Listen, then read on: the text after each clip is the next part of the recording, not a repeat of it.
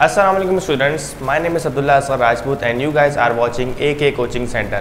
तो क्लास 11 का chapter number 2 kinematics हमारा कंटिन्यू है और आज जो टॉपिक हम कवर करने वाले हैं वो भी मोस्ट इंपॉर्टेंट है और उसका नाम है प्रोडक्ट ऑफ वेक्टर्स, यानी किस तरह से वेक्टर्स का प्रोडक्ट किया जाता है, यानी कि वेक्टर्स की मल्टीप्लिकेशन की जाती है। तो स्टार्ट करते हैं सबसे पहले। अच्छा भाई, एक चीज़ आप ध्यान में याद रखना कि जब भी हम लोग किसी वेक्टर को नंबर से मल्टीप्लाई करेंगे ना, तो हम लोग बोलते हैं कि multiplication of a vector by a number. जिस तरह से मैथ्स में भी हम लोग करते हैं कि फॉर एग्जांपल मेरे पास एक वेक्टर दिया हुआ है और मान लो कि उस वेक्टर का नाम क्या है, ए। मेरे पास एक वेक्टर है ए और उसका जो मैग्नीट्यूड मुझे गिवन है वो कितना है, 4i plus 5j plus 6k। ये मुझे एक वेक्टर गिवन है। अब मुझे कहा गया है कि इस वेक्टर को अगर आपने मल्टीप्लाई करना है किसी भी नंबर से, मान लो कि वो नंबर जो है वो 6 है, सही है। तो अगर मैं इसको 6 से मल्टीप्लाई करूंगा तो क्या होगा, ब्रैकेट इंटू 6, तो 6 4 दा 24i प्लस 6 5 दा 30j प्लस 6 6 दा 36k। तो इस मेथड को हम बोलते हैं कि multiplication of a vector by a scalar, या ये कह सकते हो कि multiplication of a vector by a number. तो हम लोगों ने आज की वीडियो में और हमारे सिलेबस में जिस तरह से है कि हम लोगों ने वेक्टर्स की मल्टीप्लिकेशन को डिस्कस तो करना है, लेकिन वेक्टर्स की वेक्टर के साथ मल्टीप्लिकेशन को डिस्कस करना है, ना कि वेक्टर की स्केलर के साथ, सही है। तो हम लोगों ने ये वाला हिस्सा डिस्कस नहीं करना, बल्कि हमने वेक्टर्स को वेक्टर्स से मल्टीप्लाई कराना है। और याद रखना कि जब भी दो वेक्टर्स आपस में मल्टीप्लाई होते हैं तो there are two possibilities. Whenever two vectors are multiplied, so there are two possibilities, either it is a scalar product and either it is a vector product. तो हम डिस्कस करते हैं कि स्केलर प्रोडक्ट क्या होता है और वेक्टर प्रोडक्ट क्या होता है। तो सबसे पहले यहां पे लिखूंगा मैं कि there are two possibilities of product of vectors, सही। तो जब भी वेक्टर को किसी वेक्टर से मल्टीप्लाई किया जाता है तो देयर आर टू पॉसिबिलिटीज, दो पॉसिबिलिटीज होती हैं, या तो हमें मिलता है स्केलर प्रोडक्ट या तो हमें मिलता है वेक्टर प्रोडक्ट। तो स्केलर प्रोडक्ट क्या होता है और वेक्टर प्रोडक्ट क्या होता है, हम यहाँ पे अभी डिस्कस करने वाले हैं। तो पहले हम लोग कंप्लीट स्केलर प्रोडक्ट को डिस्कस करेंगे, देन उसके बाद हम लोग चलेंगे वेक्टर प्रोडक्ट पे और उससे क्या कैरेक्टरिस्टिक होते हैं और किस तरह से एंगल का फॉर्मूला निकलता है, क्या डायरेक्शन होती है, ये सब चीजें हम लोग डिस्कस करने वाले हैं। तो सबसे पहले याद रखना कि वेक्टर्स की दो टाइप्स हैं। एक तो प्रोडक्ट ऑफ वेक्टर्स की दो टाइप्स होती हैं, आप ये भी कह सकते हो देयर आर टू टाइप्स भी कह सकते हो, there are two types of product of vectors. तो ये दो टाइप्स आ गई। कौन कौन सी होती है? Number 1 scalar product and number 2 vector product.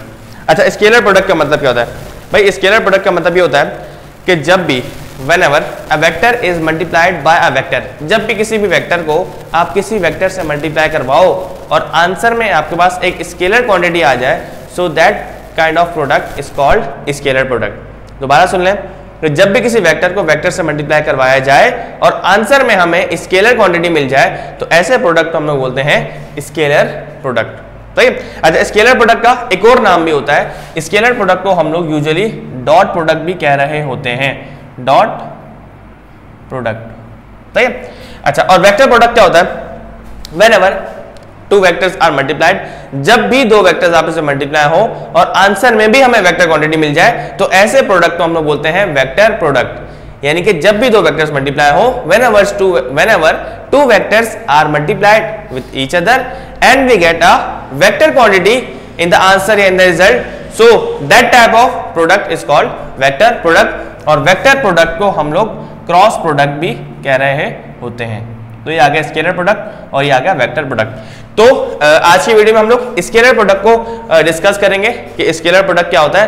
Then next video में हम लोग वेक्टर प्रोडक्ट को डिस्कस करेंगे कि वेक्टर प्रोडक्ट असल में होता क्या है और उसकी काफी ज्यादा कैरेक्टरिस्टिक्स हैं, क्योंकि वो वेक्टर आता है आंसर में तो उसकी जो है वो डायरेक्शन भी होती है by using right hand rule. तो वो सब चीजें आपको समझानी है। तो यहाँ पे हम डिस्कस करने वाले हैं आज स्केलर प्रोडक्ट क्या होता है। स्केलर प्रोडक्ट, सही है।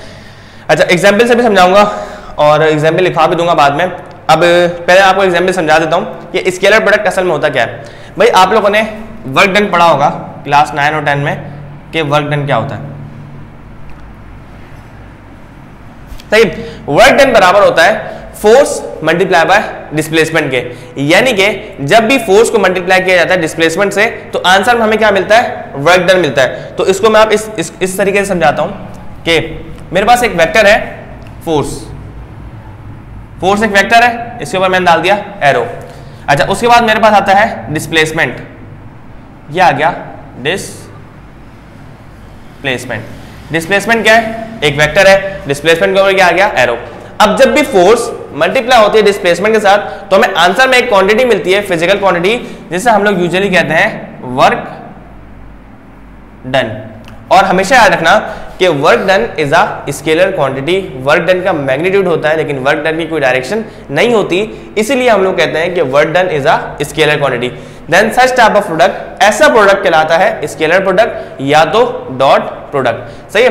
तो फोर्स जब भी मल्टीप्लाई होगी डिस्प्लेसमेंट के साथ तो आंसर में हमें क्या मिल रही है, एक स्केलर क्वांटिटी मिल रही है, दो वेक्टर्स मल्टीप्लाई हुए, आंसर में हमें क्या मिला, स्केलर क्वांटिटी। तो ऐसे प्रोडक्ट को हम लोग बोलते हैं स्केलर प्रोडक्ट। तो डेफिनेशन लिखते हैं कि whenever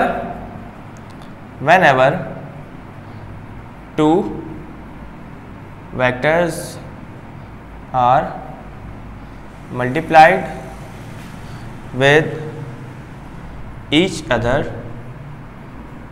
and we get a scalar quantity, यानी कि दो वेक्टर्स आपने मल्टीप्लाई हुए और आंसर में हमें क्या मिला, एक स्केलर क्वांटिटी मिली, यानी कि वर्क डन मिला।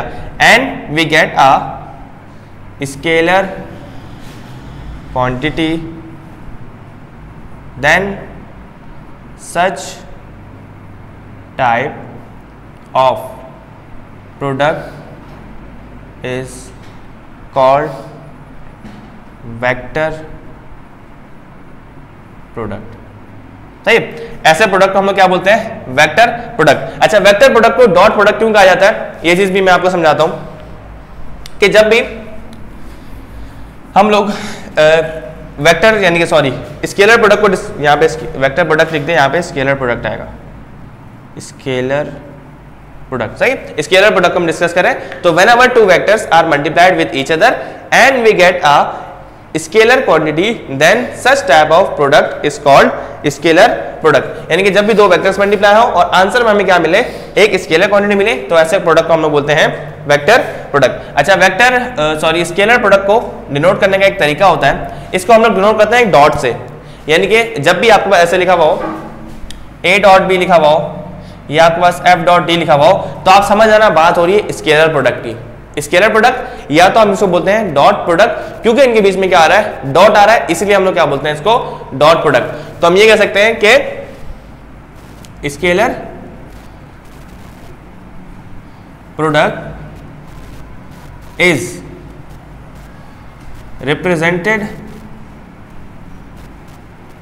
represented by a dot, so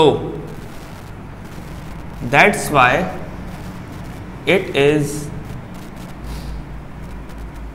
also called dot product. सही। तो स्केलर प्रोडक्ट को डॉट से जाहिर करते हैं, इसलिए इसको हम लोग क्या बोलते हैं, डॉट प्रोडक्ट का भी नाम दे रहे होते हैं। सही है। अब हम लोग चेक करते हैं कि इसको रिप्रेजेंट किस तरह से किया जाता है, यानी कि स्केलर प्रोडक्ट को हम किस तरह से रिप्रेजेंट करते हैं। तो मान लें हमारे पास कोई दो वेक्टर्स हैं, यहाँ पे ड्रॉ करता हूँ, ये आ गया मेरे पास कार्टेशियन कोऑर्डिनेट सिस्टम और मेरे पास दो वेक्टर्स आ गए।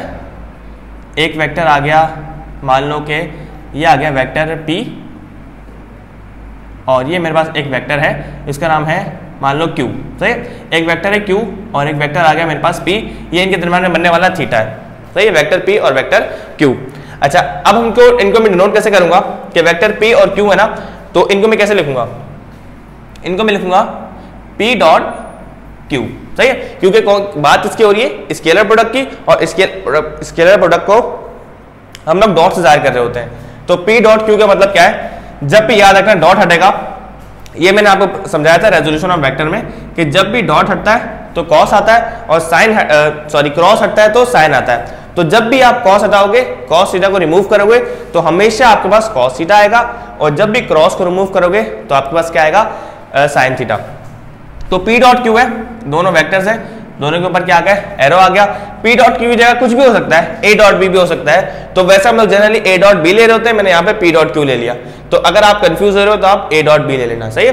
तो पी डॉट क्यू बराबर होगा पी का मैग्नीट्यूड, क्यू का मैग्नीट्यूड और आ जाएगा कॉस थीटा, यानी कि पी क्या है यहाँ पे मैग्नीट्यूड ऑफ सॉरी पी का मैग्नीट्यूड है, ये क्यू का मैग्नीट्यूड है, और थीटा क्या है, इन दोनों के दरम्यान में बनने वाला एंगल। तो अगर आपको एंगल पता है और इन दोनों का मैग्नीट्यूड पता है तो आप वेक्टर पी और क्यू का डॉट प्रोडक्ट निकाल सकते हो। तो यहां पे लिख दें पी क्या है, मैग्नीट्यूड ऑफ पी, और क्यू मॉड्यूलस क्या है, मैग्नीट्यूड ऑफ क्यू, सही है। ये दोनों के क्या आ गए, मैग्नीट्यूड आ गए। अच्छा, अब हमने क्या करना है, अब हमने ये तो पढ़ लिया कि डेफिनेशन क्या होती है, डॉट प्रोडक्ट हमें क्यों कहते हैं, और इनका ये हमने जनरल फार्मूला पढ़ लिया। इसको आप इस फॉर्म में लिख सकते हो कि A dot B is equals to A का मैग्नीट्यूड, बी का मैग्नीट्यूड, और ये आ गया कॉस थीटा, सही है। अच्छा, इसकी कोई डायरेक्शन नहीं होती, इसकी डायरेक्शन नहीं होती क्योंकि आपके पास जो बनने वाला वेक्टर है वो स्केलर क्वांटिटी है, और स्केलर क्वांटिटी की वैसे भी कोई डायरेक्शन नहीं होती, तो इसकी भी कोई डायरेक्शन नहीं होगी। तो ये हमारे पास आ गया जनरल फार्मूला, सही है। इसी फार्मूला से हम लोग इस थीटा की वैल्यू को भी निकालेंगे, लेकिन वो बाद में निकालेंगे। अब हम चेक करते हैं एग्जाम्पल, जो मैंने यहाँ पे लिखी कि वर्क डन की एग्जाम्पल क्या होती है कि एक वेक्टर था फोर्स F, और ये मल्टीप्लाई हुआ था डिस्प्लेसमेंट के साथ, फोर्स इनटू डिस्प्लेसमेंट, और आंसर में हमें क्या मिला, एक स्केलर क्वांटिटी मिली, और वो क्या थी, वर्क डन। तो हम यहां पे कह सकते हैं कि work done is the scalar product या work done is the dot product of force and displacement vector. तो यहां पे मेंशन कर रहा हूं मैं कि वर्क डन जिसे हम W से डिनोट करते हैं, इज द स्केलर या और डॉट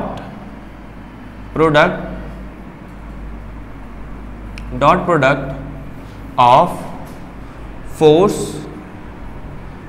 F और एंड डिस्प्लेसमेंट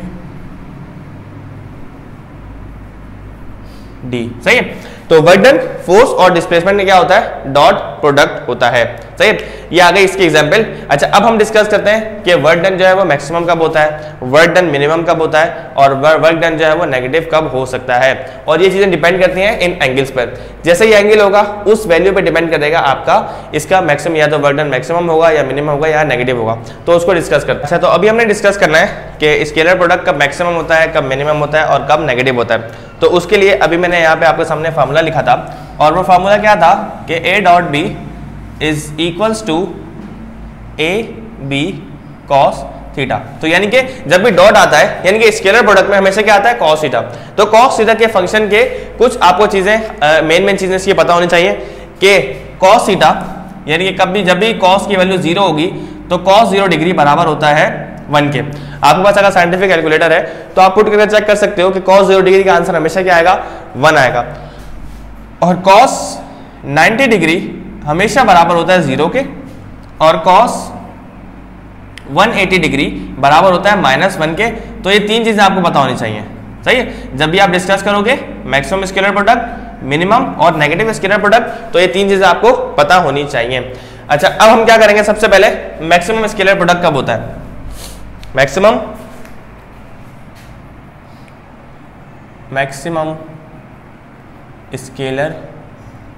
स्केलर प्रोडक्ट भी कह सकते हो आप, और डॉट प्रोडक्ट भी कह सकते हो।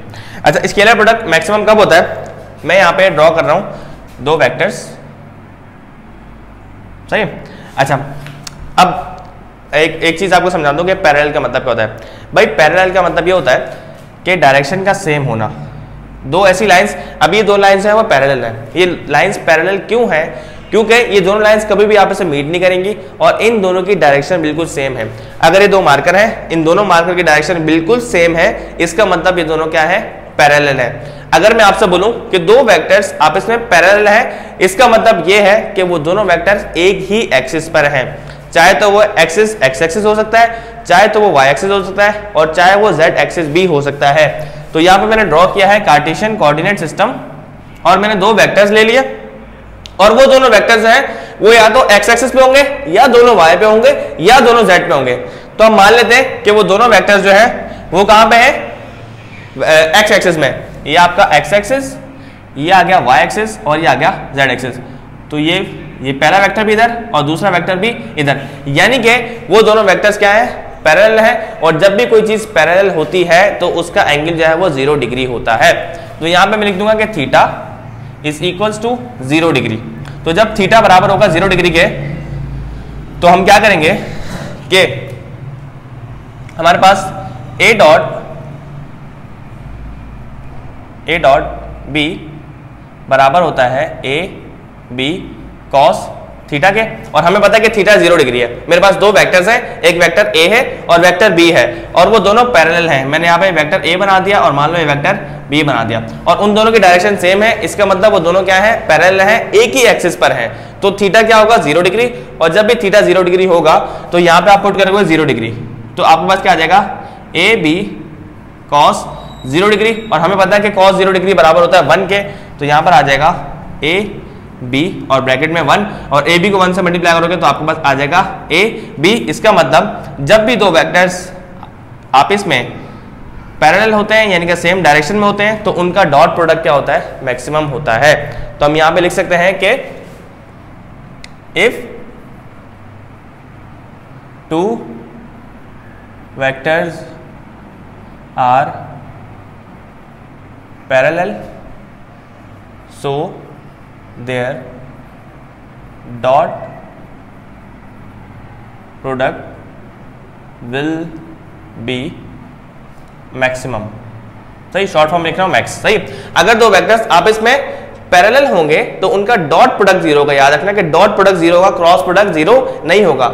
या तो उनका स्केलर प्रोडक्ट बोलो या डॉट प्रोडक्ट बोलो, वो क्या होगा मैक्सिमम होगा। कब होगा जब दोनों वेक्टर्स क्या होंगे सेम डायरेक्शन में होंगे यानी कि पैरेलल होंगे। अब हम डिस्कस करते हैं कि मिनिमम कब होता है। Minimum scalar product, minimum scalar product के लिए हम क्या करेंगे वेक्टर्स ड्रॉ करेंगे। ये आ गया एक्स एक्सिस, ये आ गया वाई एक्सिस और ये आ गया जेड एक्सिस। तो एक्स एक्सिस पे एक वेक्टर बना रहा हूं और उस वेक्टर का नाम है ए और एक वाई एक्सिस पे बना रहा हूं और उसका नाम है मेरे पास वेक्टर का नाम है बी। तो ये वेक्टर ए आ गया और ये वेक्टर बी आ गया और इनके दरम्यान जो एंगल बन रहा है वो कितना है 90 डिग्री, यानी कि थीटा बराबर है 90 डिग्री के। और याद रखना हमेशा कि cos 90 की वैल्यू हमेशा क्या होती है 0। तो जब भी दो वेक्टर्स आप इसमें परपेंडिकुलर होंगे यानी कि 90 डिग्री के एंगल बना रहे होंगे तो उनका जो स्केलर प्रोडक्ट होगा वो क्या होगा मिनिमम होगा। किस तरह से, यहाँ पे हम चेक करते हैं कि A dot B is equals to A B cos theta और जब भी आप थीटा की जगह पुट करोगे 90 डिग्री तो cos 90 का आंसर आएगा 0 और ए बी जब मल्टीप्लाई होगा 0 के साथ तो इनका जो प्रोडक्ट है डॉट प्रोडक्ट वो क्या हो जाएगा 0। तो आप इसको मिनिमम स्केलर प्रोडक्ट भी कह सकते हो और 0 स्केलर प्रोडक्ट भी कह सकते हो। कब, जब दो वेक्टर्स आपस में परपेंडिकुलर हो यानी कि 90 का एंगल बना रहे हो तो उनका डॉट प्रोडक्ट या स्केलर प्रोडक्ट हमेशा क्या आता है 0 के बराबर आता है। तो यहां पे लिख देते हैं कि if two vectors are perpendicular का मतलब है 90 डिग्री एंगल बना रहे हैं, perpendicular to each other so their dot product will be 0 भी कह सकते हो आप और मिनिमम भी कह सकते हो। अब लास्ट कंडीशन हमारे पास और वो कौन सी है कि जब भी आपके पास दो वेक्टर्स एंटी पैरेलल हो या आप ये कह सकते हो एंटी पैरेलल कहते हैं वैसे तो, यानी कि एंटी पैरेलल कब होते हैं जब ऐसे ये मार्कर है इसकी डायरेक्शन इस तरफ है और ये वाला मार्कर जो है इसकी डायरेक्शन इस तरफ है तो ये दोनों आपस में क्या है एंटी पैरेलल है। इसका मतलब इनकी दोनों की डायरेक्शन अपोजिट है, डायरेक्शन इन दोनों की क्या है अपोजिट है। दोनों एक ही एक्सिस पे है यानी कि मान लो दोनों एक्स एक्सिस पे है लेकिन इन दोनों की डायरेक्शन अगर अपोजिट है तो मैं कहूंगा ये दोनों मार्कर्स जो है वो एंटी पैरेलल है। तो ये मिटा देता हूं मैं। हमें पता चल cos 0 बराबर होता है 1 के, cos 90 बराबर होता है 0 के और cos 180 बराबर होता है -1 के, सही है। तो अब डिस्कस करना है हमने नेगेटिव स्केलर प्रोडक्ट, सही है। तो मेरे पास सेम वेक्टर्स है, वेक्टर ए और वेक्टर बी। वेक्टर ए आ गया और ये आ गया वेक्टर बी, सही है।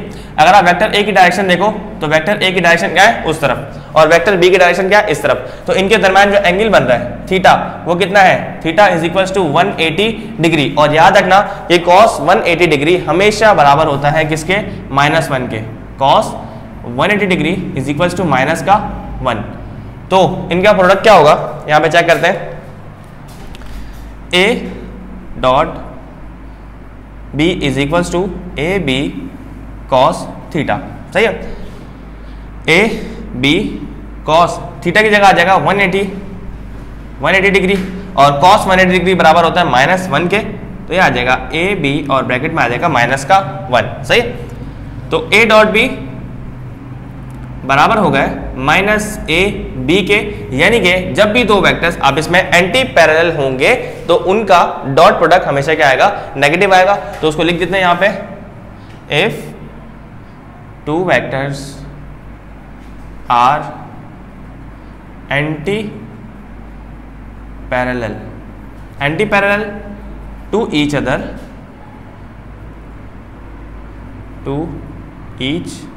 Other so their dot product will be negative,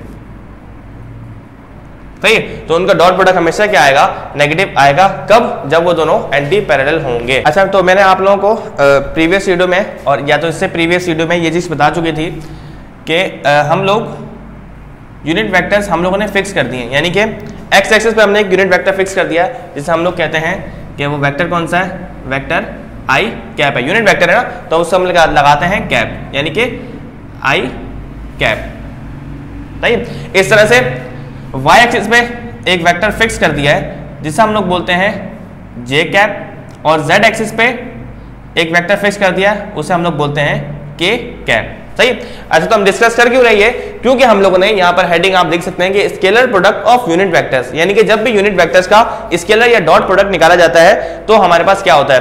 और इस पर भी दो कंडीशन है कि जब भी आप सेम यूनिट वेक्टर्स का डॉट प्रोडक्ट निकालो या डिफरेंट का निकालोगे तो आपके पास अलग अलग रिजल्ट आएंगे। तो हम यहाँ पे कह सकते हैं सबसे पहले, और ये चीज एमसीक्यूज पॉइंट ऑफ व्यू से बहुत इंपॉर्टेंट है कि एमसीक्यूज में अक्सर आ जाता है कि आई डॉट आई, जे डॉट जे और के डॉट के किसके बराबर होते हैं, तो आपने उसको बताना होता है।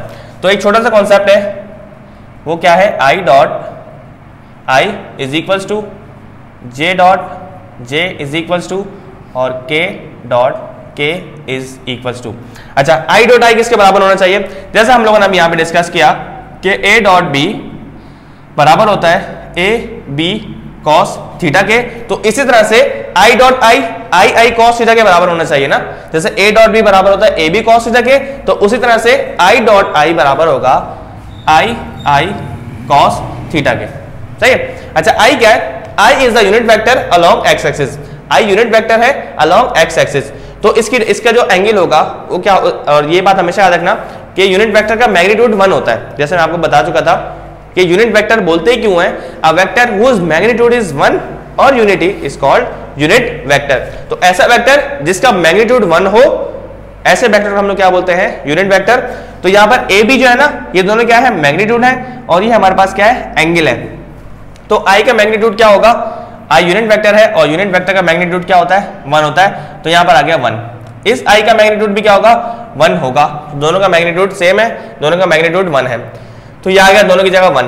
अच्छा, अब इनके दरम्यान का जो एंगल कितना होना चाहिए, भाई आई देखो दोनों वेक्टर्स क्या है, परपेंडिकुलर है ना। आई डॉट आई का मतलब है आई इस डायरेक्शन में, ये आई बी इसके ऊपर, दोनों क्या है, पैरेलल है। इसका मतलब इन दोनों के दरम्यान का जो एंगल होगा वो क्या होगा, 0 डिग्री। एंगल कितना होगा, 0 डिग्री। और ये चीज हम अच्छी तरह से जानते हैं कि cos 0 डिग्री बराबर होता है 1 के, cos 0 डिग्री बराबर होता है 1 के। तो यहाँ पर आ जाएगा 1, तो जब तीनों 1 आपस में मल्टीप्लाई हो जाएंगे तो यहाँ पर क्या आ जाएगा, 1 इंटू 1 इंटू 1, ये बराबर हो जाएगा 1 के। इसका मतलब आई डॉट आई हमेशा बराबर होता है 1 के। अब जे डॉट जे को चेक करते हैं, ये किसके बराबर होता है,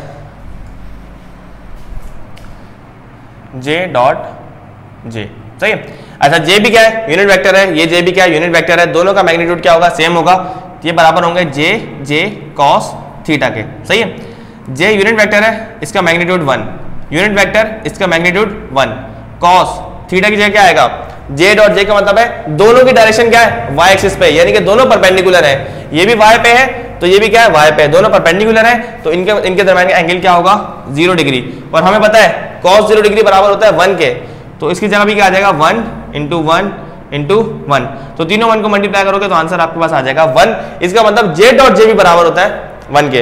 अब के डॉट के को चेक करते हैं, के डॉट के भी 1 ही आना चाहिए, क्योंकि जब आई डॉट आई, जे डॉट जे और के डॉट के 1 आ रहा है, तो सॉरी जे डॉट जे भी 1 आ रहा है, तो ये भी 1 आएगा, तो ये बराबर होगा के कॉस थीटा के। और हमें पता है कि के का मतलब है जेड एक्सिस, तो ये आ गया जेड एक्सिस पे और ये भी जेड एक्सिस पे, दोनों क्या होगा आपस में पैरेलल, तो इनके दरम्यान एंगल क्या होगा 0 डिग्री, दोनों का मैग्नीट्यूड सेम होगा 1 होगा, और कॉस थीटा की जगह आ जाएगा 0 डिग्री, सही है। तो कॉस 0 बराबर होता है 1 के, तो यहाँ भी आ जाएगा 1, तो के डॉट के का आंसर भी क्या आएगा 1 आएगा। इसका मतलब जब भी दो सेम यूनिट वेक्टर्स का हम लोग डॉट प्रोडक्ट निकालते हैं तो वो हमेशा आता है यूनिटी, या हम कह सकते हैं 1। तो यहाँ पे लाइन लिख देता हूं मैं कि द डॉट प्रोडक्ट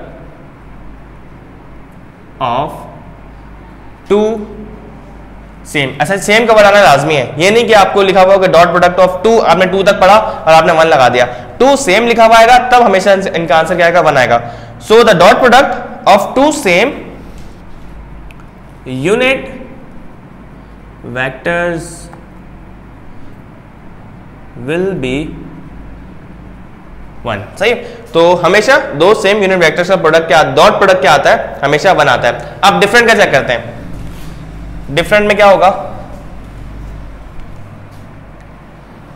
डिफरेंट में आपके पास आ जाएगा आई डॉट जे, अच्छा भाई जे डॉट के, और यहां पे आ जाएगा के डॉट आई, सही है। ये आ गया डिफरेंट यूनिट वेक्टर्स। अब चेक करते हैं इनका आंसर क्या आता है।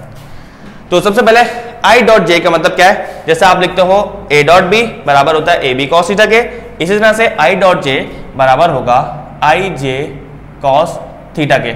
यहां पर जे डॉट के बराबर होगा जे के कॉस थीटा के, इसी तरह से के डॉट आई बराबर होगा के आई कॉस थीटा के, सही। अच्छा भाई, अब ये चीज हमें पता है कि कार्टेशियन कोऑर्डिनेट सिस्टम क्या होता है, ऐसी 3 परपेंडिकुलर लाइंस, ऐसी 3 लाइंस जो हमेशा आपस में परपेंडिकुलर होती हैं, यानी कि आई जे के परपेंडिकुलर है, जे के परपेंडिकुलर है और के आई के परपेंडिकुलर है, यानी कि तीनों आपस में परपेंडिकुलर होती हैं, यानी कि 90 डिग्री का एंगल बना रही होती हैं।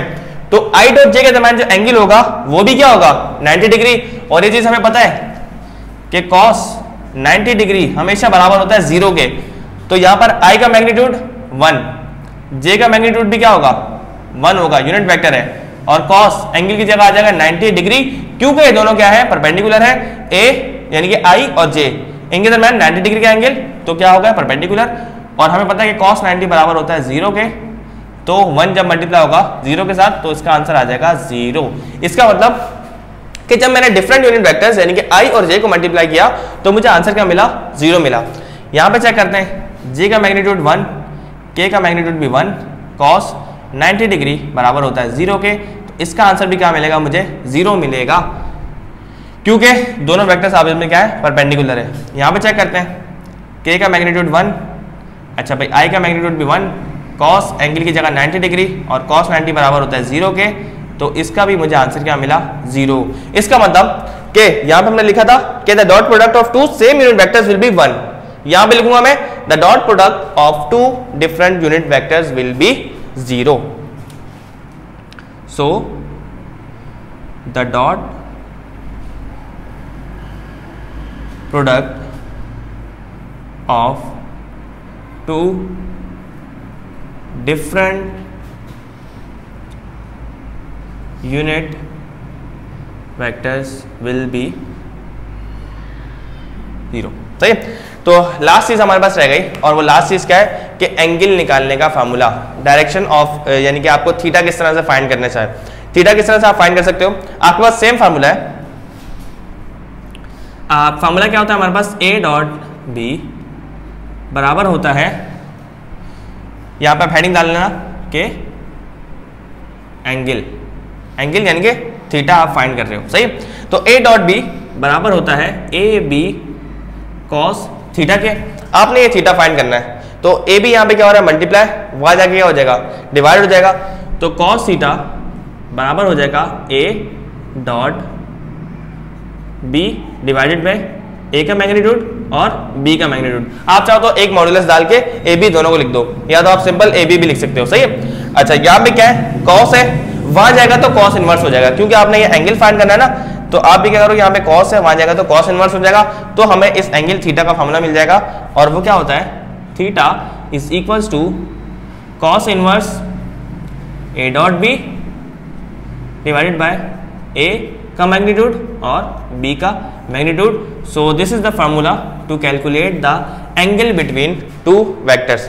तो आप यहाँ कह सकते हो एंगल बिटवीन टू वेक्टर्स, या आप भी कह सकते हो कि angle between A and B.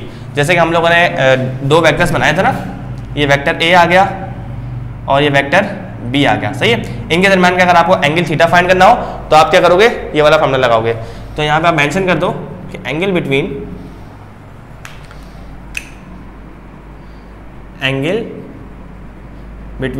A and B, सही है। So this is all about scalar product और डॉट प्रोडक्ट। नेक्स्ट वीडियो में इंशाल्लाह हम लोग वेक्टर प्रोडक्ट को कंप्लीट डिस्कस करेंगे। तो वेक्टर प्रोडक्ट में एक चीज़ और ऐड होगी, और वो क्या है कि उसकी डायरेक्शन, और उसकी डायरेक्शन भी हमें निकालनी पड़ेगी। बाकी तमाम चीज़ें सेम है, और उसका भी कॉन्सेप्ट जो है बहुत इंपॉर्टेंट है। So thank you so much for watching. अल्लाह हाफिज़।